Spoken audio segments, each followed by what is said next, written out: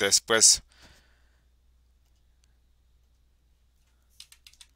Bueno, entonces, habíamos terminado la clase anterior con el grabado anisotrópico, pero bueno, finalmente esos procesos que vimos en la clase anterior eran parte de un grabado en húmedo que se realiza a través de un ataque químico.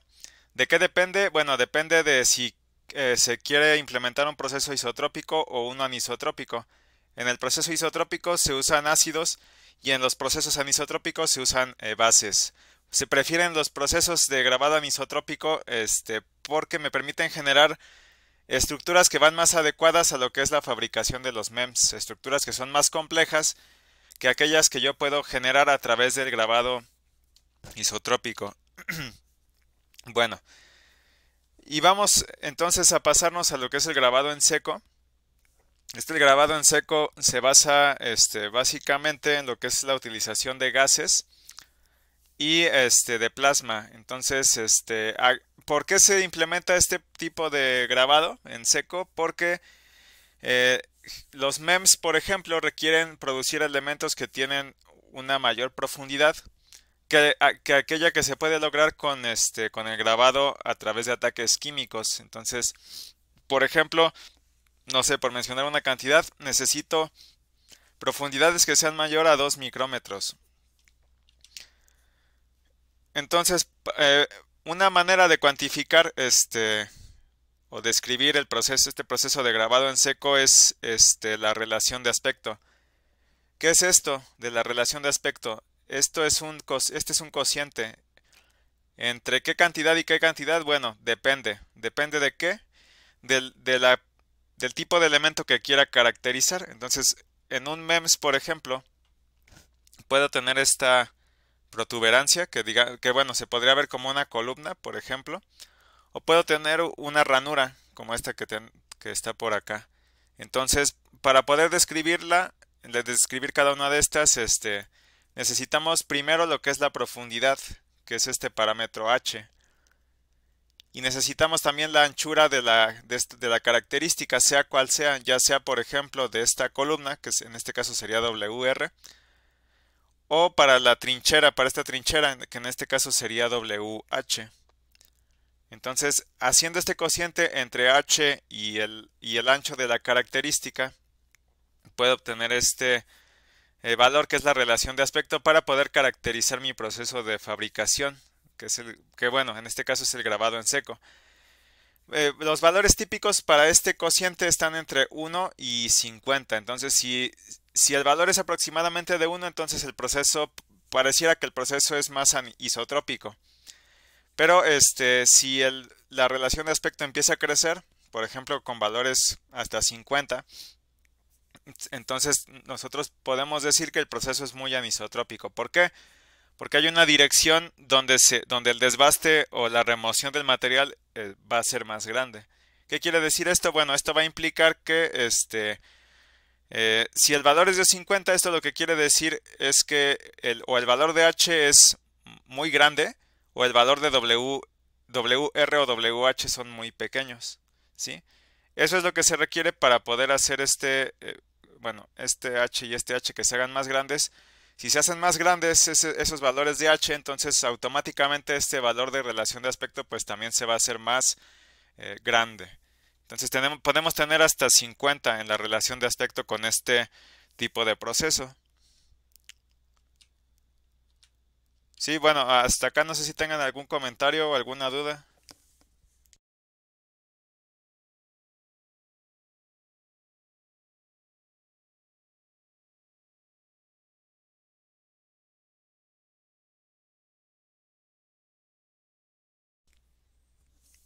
Ok. Bueno, estos procesos de grabado en seco, como les comentaba hace rato, pues hacen uso del plasma. ¿Qué es el plasma? Bueno, es una mezcla de iones positivos y electrones que tienen una alta energía. Que bueno, esta energía tiene que ver con la energía cinética. ¿Qué es la energía cinética? Bueno, es una energía que va asociada a la velocidad. Entonces, un objeto o un cuerpo, entre más alta sea su velocidad, pues va a tener una mayor energía cinética asociada a este cuerpo o a este objeto.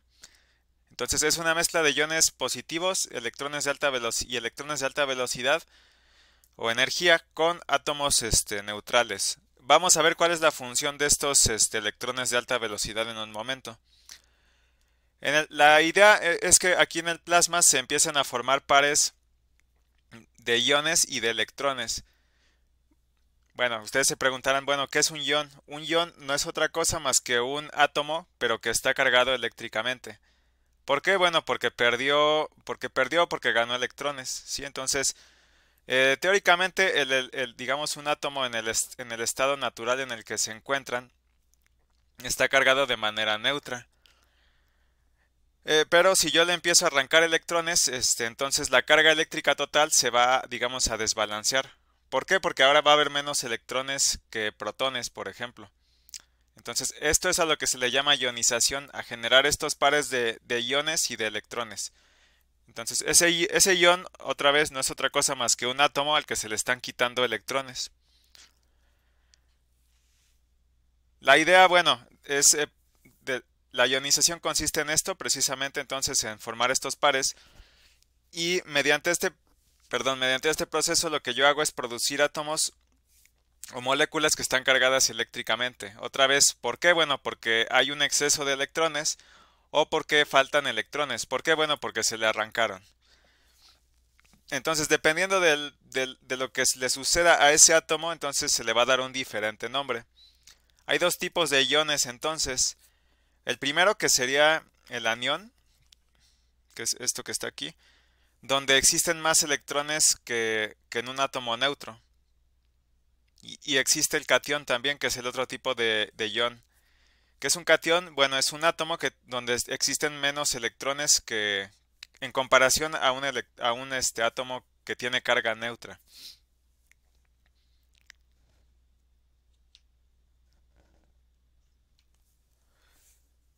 Bueno, aquí les voy a platicar una manera en que se puede producir el plasma. Sí, entonces vamos a basarnos en el diagrama que tenemos por acá en la parte de la derecha, donde tenemos un ánodo y un cátodo. El cátodo es esta placa que se ve aquí arriba, que está cargada, perdón, de manera negativa, eléctricamente hablando, y el ánodo está cargado de manera positiva. Entonces yo puedo generar el plasma si tengo un gas que tiene una determinada presión, una baja presión. Okay. Cuando este gas a baja presión se somete a un campo eléctrico que tiene una gran magnitud. Entonces aquí podemos empezar a, digamos, a enumerar dos factores que son importantes para la creación del plasma. Entonces el primero es la presión, el control de la presión, y el segundo sería la magnitud del campo eléctrico. Aquí lo que va a pasar entonces sería lo siguiente. Si digamos que cuando el plasma se enciende, entonces lo que pasa es que los electrones que están cercanos al cátodo, que recuerden que el cátodo es esto que está aquí arriba, son acelerados a través del campo eléctrico. ¿Por qué? Bueno, tratemos de razonarlo desde el punto de vista de la electrostática, de las cargas eléctricas. Este cátodo está cargado de manera negativa. Entonces, si lo que yo, por ejemplo, no sé, si yo llegara a tener aquí un electrón, este electrón entonces se va a empezar a acelerar a través de este espacio. ¿Por qué razón? Bueno, porque se supone que este electrón tiene una carga negativa, y si yo acá arriba también tengo una carga negativa, se supone que se va a producir una repulsión, y eso es lo que va a provocar que este electrón se vea acelerado a través de este campo eléctrico. ¿Sí? Entonces, digamos que el plasma tiene varias regiones. La primera región es esta región que ven aquí, que se le llama espacio oscuro de Crookes. Entonces, el electrón se ve acelerado y se supone que yo tengo que garantizar que de alguna manera este electrón tenga suficiente energía cinética, que tiene que ver con la velocidad, para poder ionizar los átomos del gas. ¿Sí? Entonces, otra vez, entre mayor energía tenga el electrón, pues va a tener asociada una energía cinética mayor. Necesito yo entonces alcanzar un cierto nivel de energía cinética para poder empezar a golpear los átomos del gas y arrancarle los electrones. Y de esta manera, cuando yo le arranco los electrones a los átomos del gas, que son estos átomos que están aquí con esta letra G, cuando yo le arranco electrones, entonces empiezan a formarse iones. ¿Por qué? Bueno, otra vez porque estoy desbalanceando las cargas eléctricas en el átomo.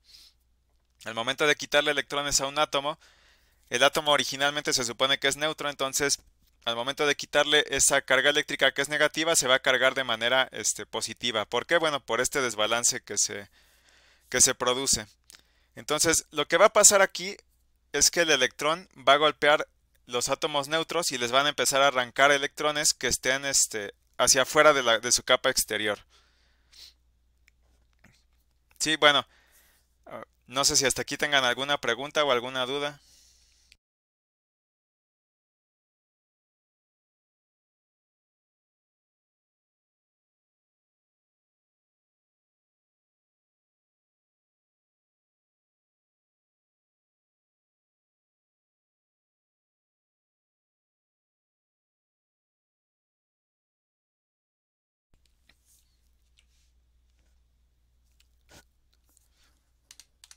Bueno, déjenme mostrarle algunas imágenes de plasma para que se imaginen mejor esto que les voy a platicar aquí a continuación.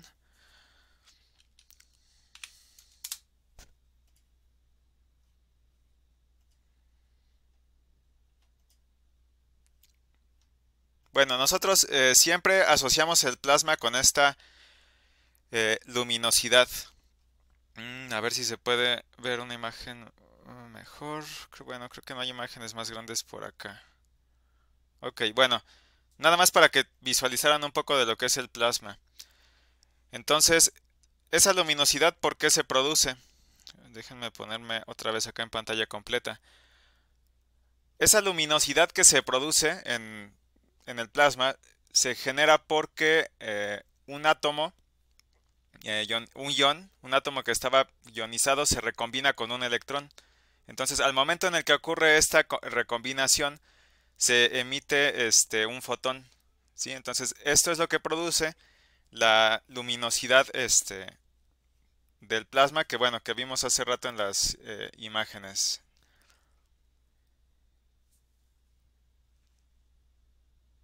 Entonces, otra cosa que va a pasar acá es que los iones positivos también se van a ver acelerados. ¿Por qué? Bueno, por ejemplo, no sé, por ejemplo bueno, vamos a cambiarle aquí el color. Por ejemplo, este ion. Este ion es positivo. ¿Por qué? Bueno, originalmente era un átomo del gas que estaba neutro. Entonces se le quitó, a través del bombardeo que les platicaba hace rato, se le quitó un electrón o electrones. Entonces su carga se ve modificada. ¿Esto qué va a implicar? Bueno, otra vez, en la parte superior tengo una carga negativa. Entonces lo que va a ocurrir aquí es que este ion se va a ver acelerado a través de este espacio oscuro hacia el cátodo. Entonces va a empezar a moverse hacia el cátodo y cuando se acelera hacia el cátodo también va a adquirir una cierta energía debido a la velocidad. Entonces, ¿esto qué va a provocar? Que este ion choque contra el cátodo, que se produzca un impacto y este impacto produce electrones secundarios. ¿Sí? Entonces, esto es como empezar a reciclar. ¿Por qué? Porque estos electrones secundarios yo los puedo, bueno, son estos que están aquí. Yo los puedo utilizar de nuevo para para seguir golpeando otros átomos del gas y arrancarles electrones y bueno, el proceso se repetiría. Se empezarían a producir estos iones positivos y de esta manera se pueden reutilizar estos electrones secundarios para empezar a generar más iones, para continuar este proceso de ionización. Que bueno, otra vez no es otra cosa más que empezar a generar pares que son ion y electrón.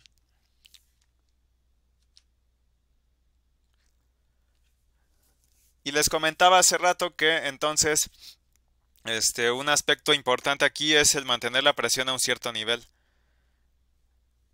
teniendo en consideración los siguientes aspectos. Se supone que debo de mantener la presión baja de tal manera que los electrones que se empiecen a acelerar debido debido a la presencia del campo eléctrico, debido a esta polarización, no se encuentren con los átomos neutros antes de haber adquirido suficiente energía cinética. Entonces, yo debo de garantizar las condiciones de tal manera que estos electrones adquieran la energía suficiente para empezar a ionizar los átomos del gas.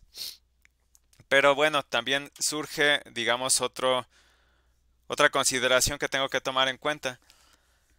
Si yo me bajo demasiado en la presión, lo que va a pasar es que la probabilidad de empezar a generar estos iones va a verse reducida y el plasma entonces no se va a sostener. Entonces y como consecuencia, pues mi proceso de fabricación tampoco se podría sostener.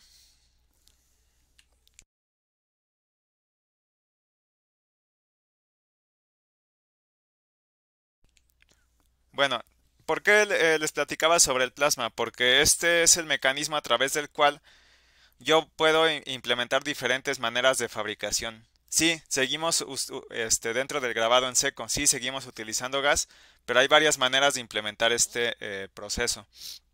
Entonces, este grabado se puede hacer a través de tres procesos diferentes, utilizando el mismo plasma, utilizando todos estos componentes que yo genero a través del plasma. Entonces, el primero sería empezar a hacer un bombardeo del material a través de los iones. Entonces, bueno, lo que va a provocar es que si se empiezan a bombardear mi material para poder hacer el grabado, lo que va a ocurrir en realidad es que se van a arrancar átomos de una superficie. Esa sería la idea aquí. ¿Por qué? Recuerden que estamos viendo procesos que son procesos de remoción del material, donde yo estoy quitando este material. Sería un análogo, por ejemplo, a estar escarbando sobre la tierra, ¿no? Entonces, bueno, el primero es este bombardeo por iones. Entonces, este bombardeo por iones es un proceso que es anisotrópico. Ya habíamos mencionado lo que es este anisotrópico.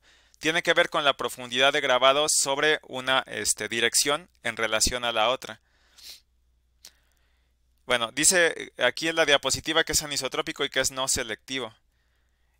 Aquí, bueno, una explicación rápida de lo que significa selectivo. Selectivo significa que yo, por ejemplo, bueno, dentro del contexto de fabricación, significa que yo voy a arrancar, por ejemplo, material de una determinada región, o solamente voy a arrancar un tipo de material. A eso se refiere selectivo, a que yo, a que digamos no se ataque de manera igual, digamos, todo el material, sino solamente una porción, o solamente se añada material sobre una porción de mi base, por ejemplo. A eso se refiere esta palabra de selectivo. Bueno, y este proceso de bombardeo por iones en realidad es un proceso físico, no es un proceso químico. Entonces, esa solamente es una de las tres maneras en que se puede implementar este proceso. La otra es a través de la combinación de efectos físicos y químicos, donde bueno, ya se van a empezar a producir ciertas reacciones en la superficie que yo estoy atacando. Este segundo proceso sigue siendo anisotrópico, pero pero a diferencia del anterior, este proceso sí es selectivo. El tercero, bueno, es puramente a través de reacciones químicas. Entonces, estas reacciones químicas que se van a ocupar para hacer ese desbaste o remoción del material van a generar subproductos gaseosos en la superficie del material sobre el cual yo estoy trabajando. Entonces, bueno, dos ejemplos que se mencionan acá son el grabado a través de plasma o el grabado a través de radicales. La diferencia con los otros dos tipos de grabado en seco que tenemos por acá arriba es que, por ejemplo, este tercer tipo de grabado, que es químico, es isotrópico, ¿sí? Entonces, recuerden que esa relación de aspecto que veíamos en diapositivas anteriores, entre más se acerca al 1, entonces va a ser más isotrópico.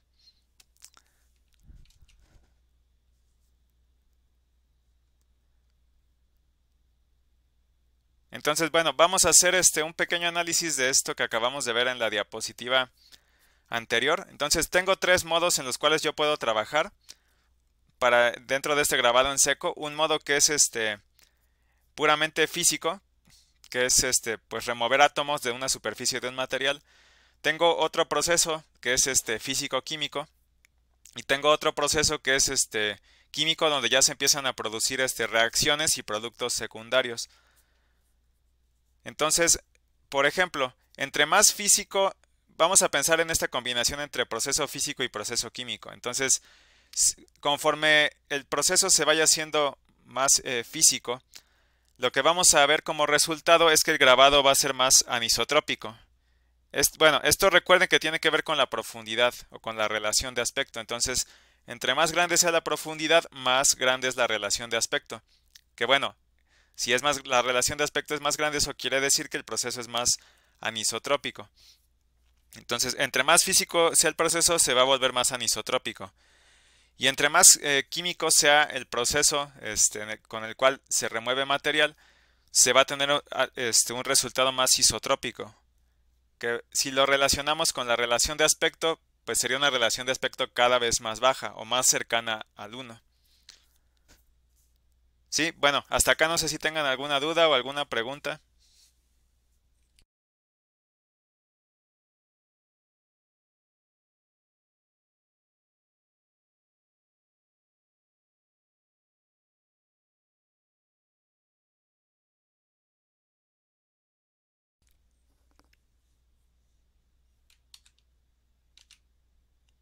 Bueno, hay un modo de fabricación, bueno, ya para cerrar esta parte con esta diapositiva, hay un modo de fabricación que se llama RIE.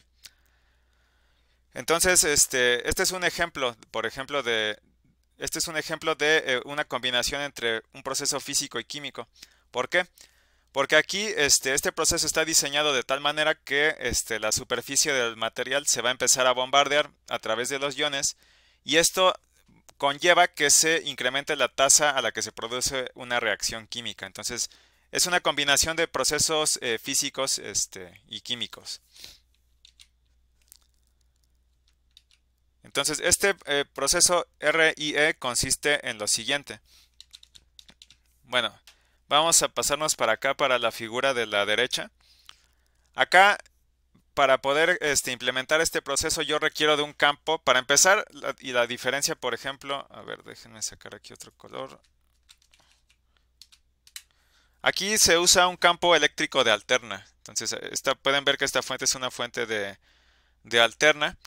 Y la idea aquí es que este campo eléctrico, que es alternante, solo afecte a los electrones de baja inercia, donde esa inercia debe de leerse como oposición a la aceleración o al movimiento. Entonces, aquí lo que sucede es lo siguiente: se van a empezar a poner en movimiento los electrones para ionizar los átomos del gas, que es lo que les comentaba hace rato.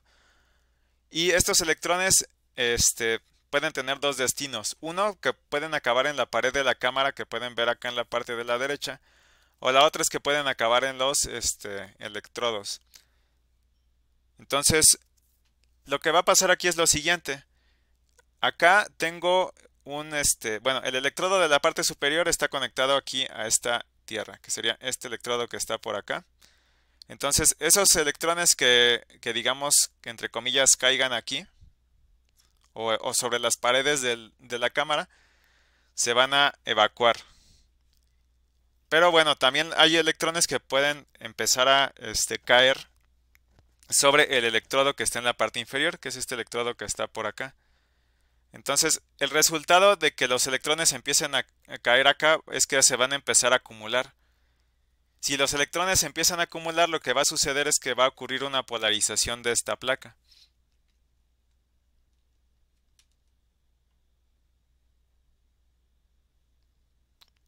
Y aquí la idea de producir esta polarización es que se empiezan a traer iones positivos. Déjenme poner otro color aquí, que serían estos iones que están aquí. La idea es empezar a acelerar estos iones positivos desde el plasma hacia la oblea, donde aquí la oblea es esto que ven, que está coloreado de color negro. Entonces, aquí la idea también es que, por ejemplo, los iones pues van a viajar en una cierta dirección. Para este modo de fabricación lo que va a ocurrir es que como el campo eléctrico que se produce aquí es vertical y por las características del proceso se va a realzar el grabado vertical sobre el lateral. Por, bueno, ya habíamos comentado el por qué, porque bueno, probablemente nos interesa tener trincheras o características con mayor profundidad, ¿sí? Entonces, otra vez, y bueno, esto va asociado a un proceso que es anisotrópico. ¿Por qué? Bueno, porque la relación de aspecto es grande. Entonces, recuerden que la relación de aspecto es esta h, que sería la profundidad de grabado, sobre la anchura que va a tener esta trinchera, por ejemplo. Y bueno, una desventaja de este modo de fabricación, donde se utiliza también el plasma, es que es difícil controlar por separado lo que es la densidad de los electrones, que bueno, esto tiene que ver con los electrones que, bueno, con el número de electrones que hay en un cierto espacio y la energía que tienen estos electrones. Entonces, esta es una desventaja de este proceso. Sí, bueno, hasta acá no sé si tengan alguna duda o alguna pregunta.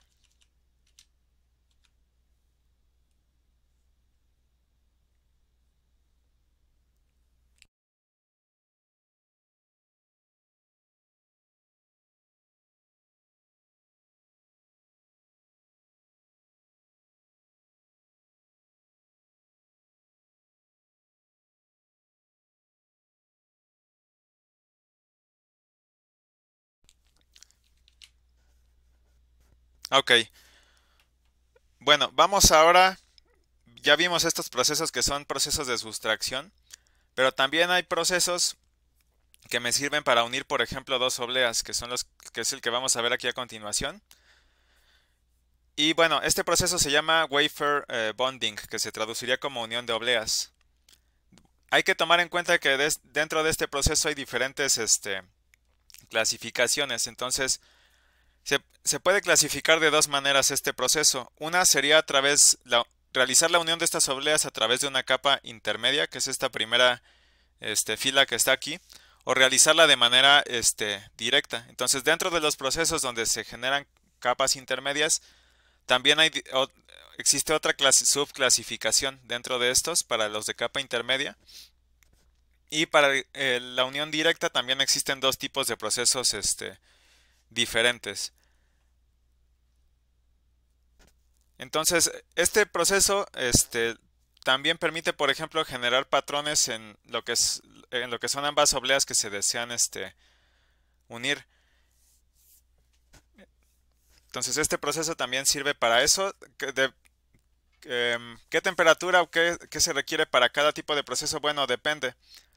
¿Depende de qué? Bueno, por ejemplo, en los procesos de capa intermedia se utilizan diferentes tipos de materiales. Entonces, hay que tomar en cuenta que, por ejemplo, cuando yo aplico temperatura sobre un material, el material se va a expandir. Entonces, es algo que tengo que tomar en cuenta. ¿Por qué? Porque si no tengo cuidado con esta expansión que ocurre, puede empezar a generar esfuerzos residuales. Y eso puede provocar una falla en los dispositivos o durante la fabricación. ¿Sí? Puede empezar a comprometer ciertas estructuras. Por eso es por lo que tengo que tomar en cuenta qué tipo de material es el que se usa para la unión. Claro, en el caso en el que yo utilice uniones a través de capa intermedia. Sí, bueno, ya es otro caso en los procesos que tienen que ver con esta unión directa. Entonces, bueno, esta tablita lo que tiene aquí es el tipo de unión que se hace, que es esta primera columna, la temperatura de fabricación que se requiere. Y bueno, ¿qué ocurre aquí, por ejemplo, con respecto a estos esfuerzos que les comentaba? ¿Sí? Tener cuidado de que no se comprometa la estructura debido a posibles diferencias entre la expansión de los materiales. Que bueno, al final la expansión pues no es más que una deformación.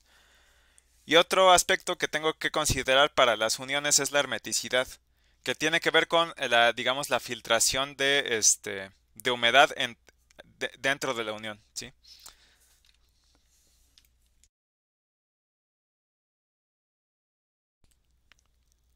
Entonces, bueno, en la diapositiva anterior ya les platiqué un poco de lo que vamos a ver aquí. ¿Qué debo de tomar en cuenta para estos procesos de unión? Bueno, la primera, ya les había comentado entonces, es la temperatura. ¿Por qué? Porque una temperatura que sea demasiado alta puede empezar a dañar los materiales que yo quiera unir. O puede empezar a dañar también lo que es la estructura. ¿Por qué? Porque recuerden que cuando aplico calor se empiezan a producir deformaciones. ¿Por qué? Bueno, porque yo sé que los materiales se van a expandir de cierta manera cuando les aplico calor. Bueno, si nos vamos todavía más profundo, ¿por qué esto debido a qué se produce? Bueno, ya nos tendríamos que meter con una propiedad específica del material que es el coeficiente de expansión térmica, que bueno, se los voy a agregar por ahí en una tarea, yo les voy a pedir qué es lo que quiero que me coloquen ahí en esa tarea, ya saben, como siempre. Entonces, lo que puede pasar si yo no considero estas diferencias en los coeficientes de expansión térmica, sea cual sea el proceso de unión que yo estoy utilizando, lo que puede ocurrir es que se pueden empezar a causar desuniones, que la unión no quede uniforme o empezar a comprometer la estructura, como les platicaba hace rato. Entonces, si son sistemas que, por ejemplo, son sensibles al esfuerzo, pues esto me va a afectar todavía más. ¿Por qué? Porque cuando se empiece a utilizar el dispositivo se puede empezar a comprometer el dispositivo en sí mismo. ¿Por qué? Porque pues la unión no quedó uniforme y esto, bueno, puede tener como consecuencia que se produzca una falla estructural tarde o temprano, ¿no? O que se comprometa, digamos, el tiempo de vida del dispositivo. Otro aspecto que tengo que considerar, que también les había comentado, es la hermeticidad, que al final de cuentas lo vamos a aterrizar acá como permeabilidad. ¿Sí? Entonces, es que tanto se puede filtrar el gas y la humedad dentro de la unión. Y esto al final de cuentas va a impactar digamos, en la confiabilidad a largo plazo que existe en el dispositivo que yo estoy fabricando. Y bueno, ya les había comentado también, por ejemplo, que existen dos diferentes maneras de realizar estas uniones. La primera es a través de una capa intermedia. Entonces, esa capa intermedia, la idea, bueno, voy a hacer un dibujo acá. Estas son dos obleas. Entonces, si se quieren unir esas dos obleas, la idea es unirlas a través de una capa que se ponga aquí en medio, a manera de sándwich. Esta es básicamente una manera muy, digamos, coloquial de ver esa fabricación a través de la unión con capa intermedia. Y bueno, existe el otro tipo de procesos que es el de unión directa, que bueno, en ese caso, como su mismo nombre lo dice, pues no existe esa capa intermedia. Entonces, dentro de los procesos que implican la capa intermedia tenemos el primero que es el epóxico. Entonces, por ejemplo, una ventaja del epóxico es que se requiere una temperatura que no es demasiado alta, que bueno, es menor a 100 grados centígrados. Y es una manera barata de fabricar, que bueno, al final este es un proceso de unión de dos obleas, entonces es barato, entonces esa es una de las ventajas de este proceso. Pero una de las desventajas de esta unión es que estas uniones epóxicas tienen problemas de desempeño. ¿Por qué? Bueno, por el coeficiente de expansión térmica de este tipo de materiales. Además, al final, lo que va a ocurrir aquí en este tipo de uniones es que no son demasiado herméticas. Entonces, en cuanto a la hermeticidad, el desempeño de estas uniones es pobre porque al final de cuentas van a ser susceptibles a que se filtre gas o a que se filtre humedad.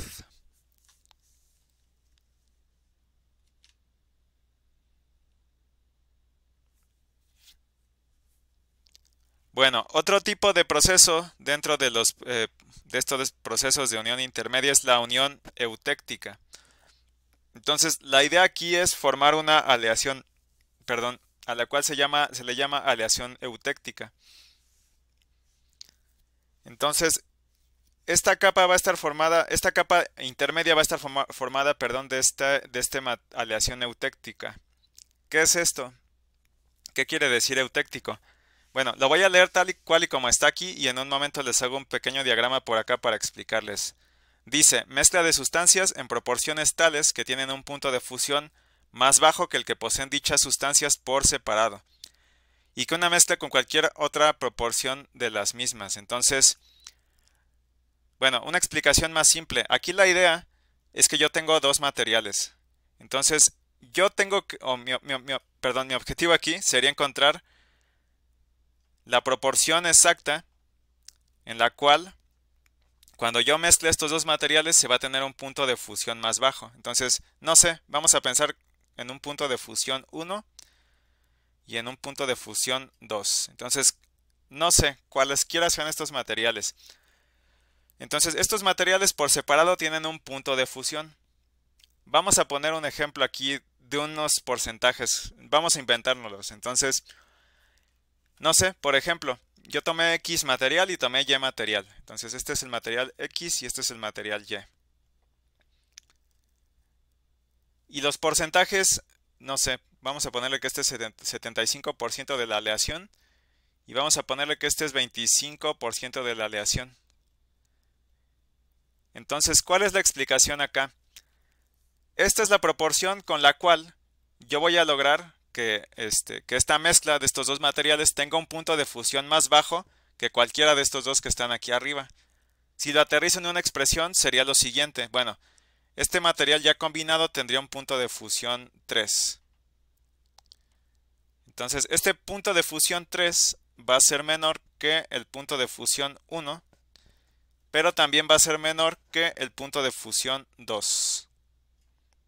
¿Sí? Entonces, esta es una unión eutéctica. Otra vez, se trata de buscar esta proporción de estos dos materiales de tal manera que este punto de fusión de este material sea más bajo que el que tienen estos dos materiales sin combinar por separado.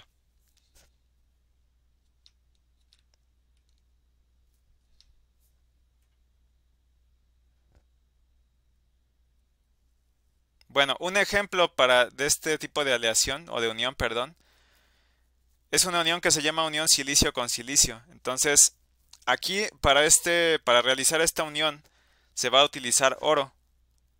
Entonces va a ser oro unido, digamos, de manera eutéctica con el silicio. Entonces, ¿qué es lo que va a pasar aquí? Aquí ya la estamos aterrizando con dos materiales.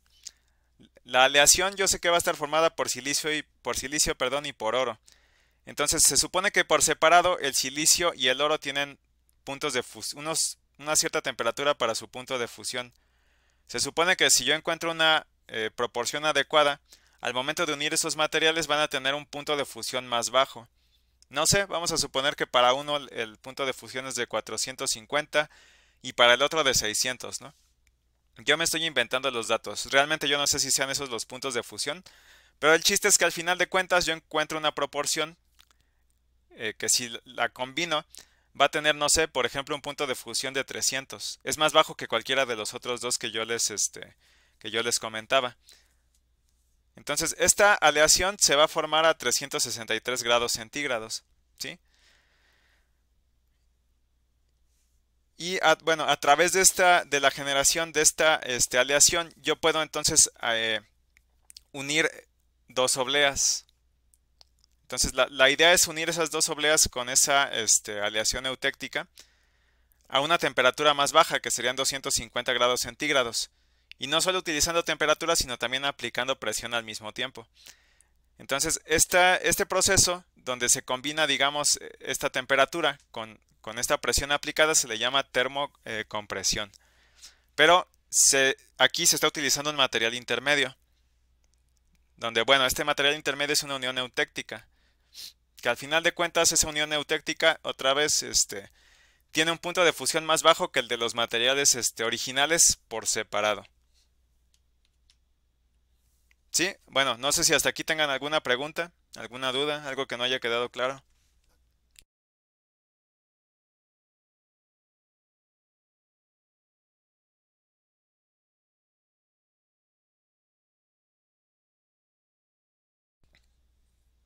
Ok, bueno, vamos a seguir con otro proceso de unión de obleas. Este es el método, este ya es un método directo, bueno, entre comillas, ahorita van a ver por qué. Para poder unir dos obleas. Entonces, vamos a imaginarnos primero que queremos unir dos obleas que son de dos materiales distintos. Entonces vamos a pasarnos a este diagrama que está acá en la parte de la derecha. Y aquí lo que tenemos es, tenemos un ánodo y tenemos un cátodo. El ánodo es esta parte que bueno, este plato que está aquí en la parte inferior, que es un plato caliente. Que bueno, un plato caliente no es otra cosa más que una placa que se puede llevar a una cierta temperatura. ¿Para qué? Bueno, para ayudarme a realizar X o Y o Z proceso. Entonces aquí la idea va a ser colocar, por ejemplo, el silicio. El silicio lo coloco con respecto al plato caliente, que sería el ánodo. Que el ánodo, pues recuerden que está cargado positivamente y está acá. Bueno, lo pueden ver aquí en el diagrama. El vidrio está cargado, bueno, está más bien unido a lo que es el cátodo. Vamos a ver por qué se dispone de esta manera, se hace esta disposición. Aquí, bueno, la idea es vamos a aplicar temperatura para producir una unión, pero también vamos a aplicar un campo eléctrico para poder generar esta unión. Entonces, aquí lo que se va a hacer es que se va a aplicar un alto voltaje a las obleas a través del ánodo y del cátodo. ¿Entre qué temperaturas? Entre 250 y 400 grados centígrados. Bueno, ¿cuál va a ser la consecuencia de la aplicación de este campo eléctrico? Por ejemplo, lo que va a pasar aquí es que bueno, el vidrio está, digamos, pegado a lo que es el cátodo. Entonces el cátodo está cargado negativamente.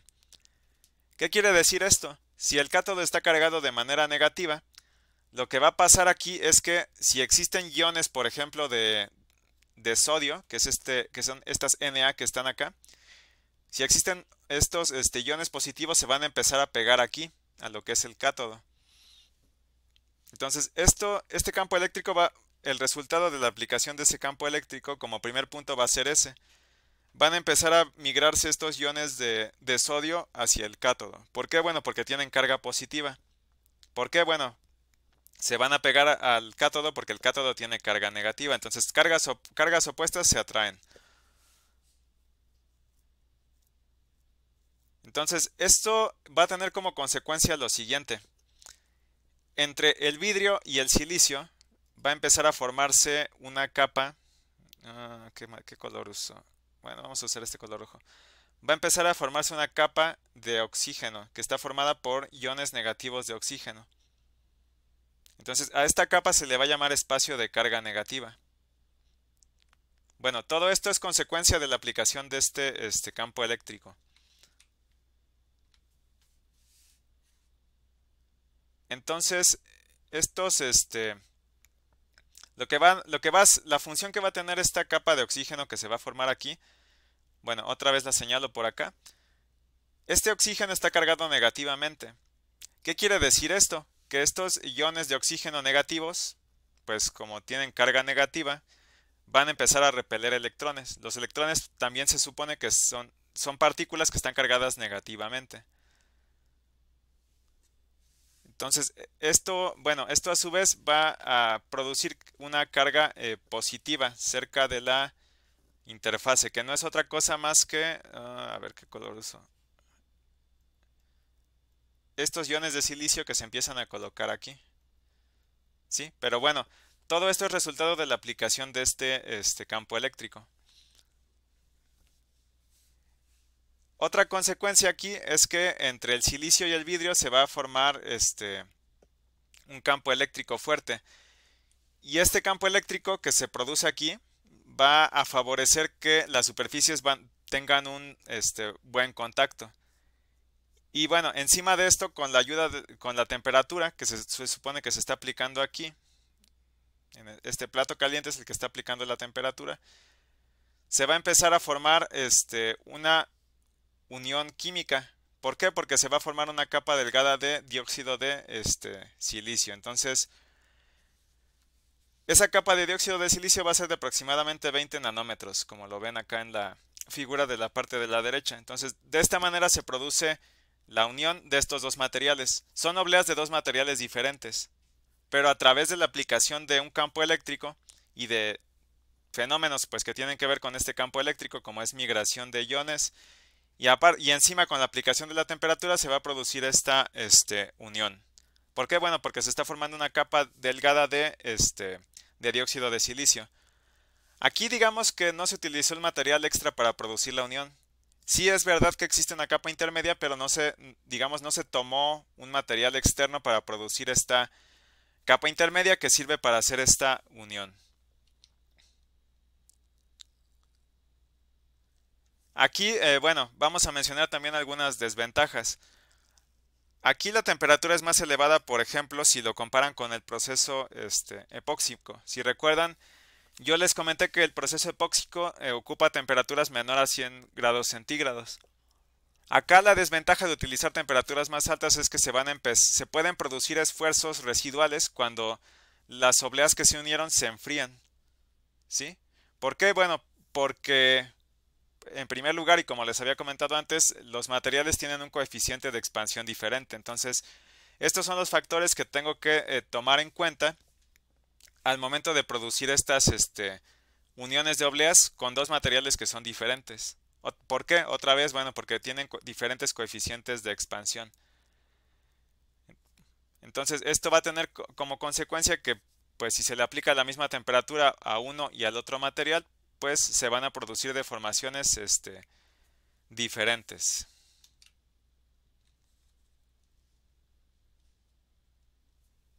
Y bueno, ya vimos algunos procesos intermedios y también ya vimos un proceso directo que es este proceso anódico, donde tiene que ver la aplicación de un campo eléctrico sumado a la temperatura. Y como por último lugar vamos a ver el proceso de unión directa, que es el de la fusión. Entonces, estos dos procesos que son directos, que no ocupan una capa intermedia de un material externo, tienen la mejor hermeticidad posible, mayor que cualquiera que se pueda lograr con estos procesos de capa intermedia. Entonces, esto a largo plazo a mí me va a beneficiar porque el dispositivo se va a ver menos afectado por la humedad o por la filtración de gases o de ciertas partículas. Entonces, aquí la fusión, a diferencia del proceso que les mostraba anteriormente, es que se van a unir dos obleas que son del mismo material. Entonces, aquí, por ejemplo, este proceso se ocupa para unir dos obleas de silicio. Este proceso de fusión también va a provocar que exista una unión que es muy, ¿cómo llamarlo?, lo más uniforme posible. Entonces, esto al final de cuentas va a contribuir a que se tenga la mejor resistencia y hermeticidad posible. Otra vez, esto me beneficia porque a largo plazo se supone que se tiene que incrementar el ciclo de vida del dispositivo. Bueno, este método de fusión también requiere de una temperatura alta y requiere también que los dos sustratos que se vayan a unir tengan que estén altamente pulidos o que tengan una alta planitud para que se pueda llevar a cabo esta unión a través de este proceso de fusión. Y bueno, con esto terminaríamos todos estos procesos de unión. Entonces, el día de hoy acabamos de ver lo que es el proceso de grabado en seco, que utiliza lo que es el plasma. Ya, bueno, vimos los aspectos más importantes de la producción del plasma. Vimos que hay tres tipos de procesos diferentes que se pueden implementar. Unos son más físicos que otros y unos son más químicos que otros. Y bueno, cada uno va a generar estructuras que tienen diferentes características en cuanto a la geometría. ¿Qué me interesa aquí? Bueno, me interesa la profundidad, porque yo estoy fabricando MEMS. Entonces, aquí sí me interesa la profundidad que se pueda lograr con estos procesos de fabricación. Y bueno, vimos también lo que son los aspectos más importantes. Bueno, primero la clasificación de este tipo del proceso de fabricación, que es la unión de obleas, que se puede clasificar en dos, dependiendo de si yo uso o realizo una unión a manera de sándwich o no, y dependiendo también de los materiales de los cuales estén hechos las obleas. Entonces, bueno, vimos todos los factores que inciden en la fabricación o que debo de tomar en cuenta, que pues es las temperaturas que voy a utilizar, los materiales que voy a unir, los esfuerzos que se pueden producir y qué tan uniforme queda la unión para garantizar que se tenga una buena hermeticidad y que no se filtre lo que es la humedad y los gases que puedan impactar en el tiempo de vida útil del dispositivo. Entonces, bueno, Con esto acabaríamos esta sesión. No sé si alguien tenga alguna duda o alguna pregunta para cerrar.